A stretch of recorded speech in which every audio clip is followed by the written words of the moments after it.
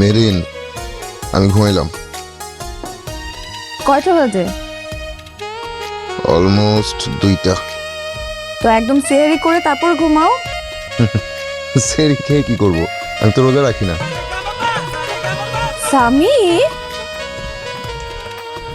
রোজা রাখো না মানে কি?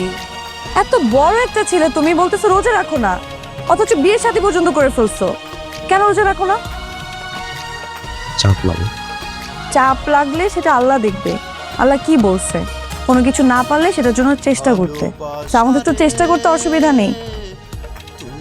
চেষ্টা করি কি সব হয় মেরিন? সামির, চেষ্টা করলে হয়তো জীবনের সবসময় সবকিছু হয় না, কিন্তু কিছু তো হয়। এই জন্য আমাদের চেষ্টা করতে হবে।